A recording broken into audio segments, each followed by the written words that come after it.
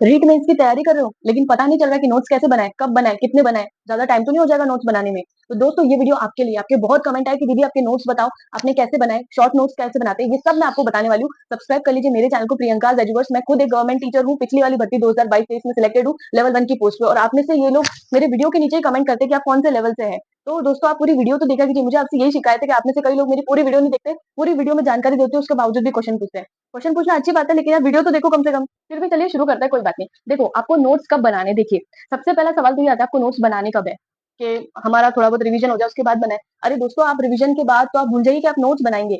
तो जैसे ही आप किसी टॉपिक को स्टार्ट करने वाले, मान लीजिए आपने आज से पढ़ाई स्टार्ट की, तो आज से ही जिस टॉपिक को आप पढ़ रहे हैं, चाहे वो आप बुक से पढ़ रहे हैं, चाहे आप यूट्यूब से पढ़ रहे हैं, उसके नोट्स हाथों हाथ बना लीजिए। इससे होगा क्या कि आप वापस उस बुक पे नहीं जा पाएंगे या फिर उस क्लास पे नहीं जा पाएंगे, तो आपके पास नोट्स में लिखा हुआ होना चाहिए। अपनी राइटिंग आपको याद रहेगी। नोट्स बनाने का यही फायदा है। आप बाद में अगर रख देंगे ना तो आप याद ही करते जाएंगे, लेकिन आपके नोट्स कभी नहीं बन पाएंगे। यहाँ परीक्षा आ जाएगी आपकी। और नोट्स का फायदा ये, जब आप एग्जाम में बैठे होंगे, आपको क्वेश्चन का आंसर याद करने में दिक्कत हो रही होगी, तो आपको राइटिंग आपकी याद आएगी उस वक्त कि आपने किस पेन से लिखा था। मुझे तो मेरे नोट्स बहुत अच्छी तरीके से याद थे, मेरे नोट्स तो मैं घोल के पी चुकी थी। तो आप भी यही करना कि नोट्स कब बनाने, हाथों हाथ बना लीजिए। आपको बाद का वेट नहीं करना है, हाथों हाथ नोट्स बनाइए।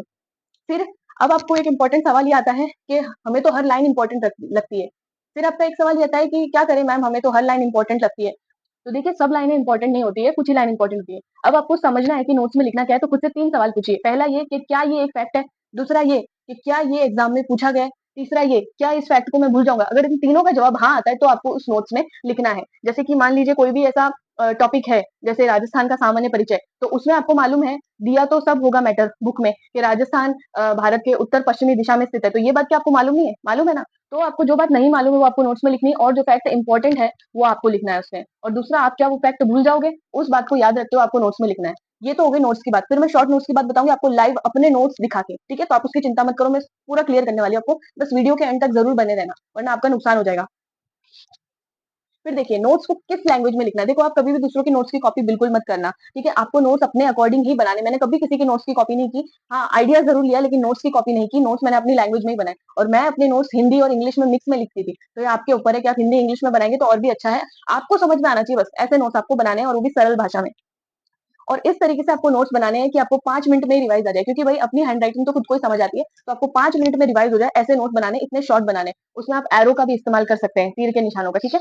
फिर आता है आपको नोट्स में, ऐसा नहीं हो जैसे कई लोगों को नोट्स बनाना नहीं आता, तो शुरू शुरू में क्या करते हैं, गाइड को, जो उनके पास गाइड है या बुक है, उसकी पूरी कॉपी करने लगते हैं नोट्स में। तो फिर भाई बुक का और नोट्स में फर्क क्या रहा? कोई फर्क नहीं रहा। तो तब ये तो मैंने आपको सिर्फ टिप्स दिए थे, अब मैं आपको लाइव बताती हूँ कि मैंने किस तरीके से नोट्स बताए थे। तो चलिए सबसे पहले ये देखिए, ये मेरे नोट्स है, तो इसमें आप देख सकते हैं कि मैंने किस तरीके से नोट्स बनाए। ये है मंदिरों वाला टॉपिक। अब मंदिरों वाली टॉपिक में आप इजीली देख सकते हैं कि रणकपुर जैन मंदिर है जो कि पाली में है। ये मैंने सिंपल एक बॉक्स बनाया, उसमें मैंने क्या किया, पूरी ये किताब से और ऑनलाइन क्लासेस से मैंने देखी है, यूट्यूब की क्लासेस से।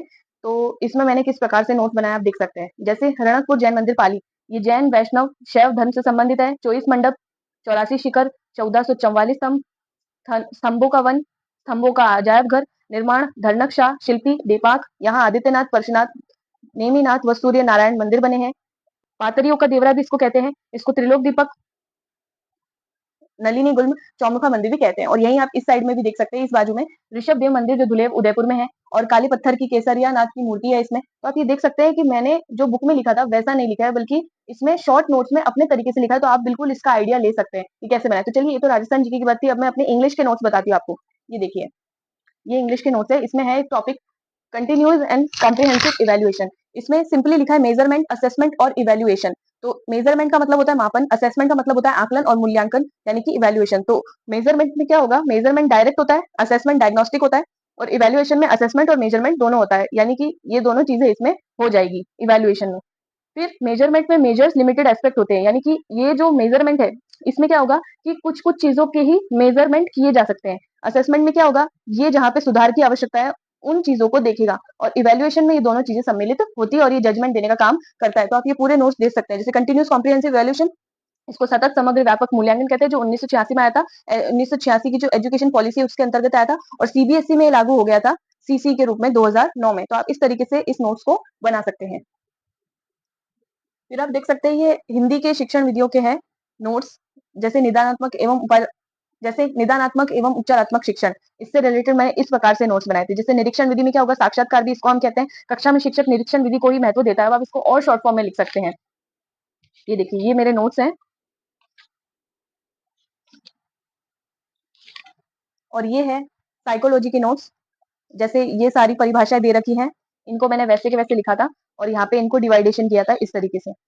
तो दोस्तों ये थे मेरे नोट्स। अब मैंने आपको इतना आइडिया दिया है तो उससे मुझे यही उम्मीद है कि आपको समझ में आ गया होगा और उसके बाद भी समझ नहीं आता है तो मैं स्पेशली आपके लिए एक स्पेशल क्लास लेके आऊँगी जिसमें कोई भी टॉपिक आप मुझे बता देना कि मैम उसके नोट्स नहीं बन पा रहे तो आप मुझे बताओ तो मैं उसको शॉर्ट्स के माध्यम से या फिर एक छोटी वीडियो के माध्यम से आपको समझा दूँगी। वैसे आई होप आपको इसमें क्लियर हो गया होगा और आपको कोई भी डाउट हो तो मुझे कमेंट करना और मैं आपके लिए बैठी हूँ यहाँ पे आपकी बहन के रूप में। तो आप मेरे चैनल को ज़रूर सब्सक्राइब करना और आगे से आगे मेरी वीडियोज़ को शेयर करना। बहुत काम की वीडियोज़ है आपके लिए। ठीक है? Thanks for watching.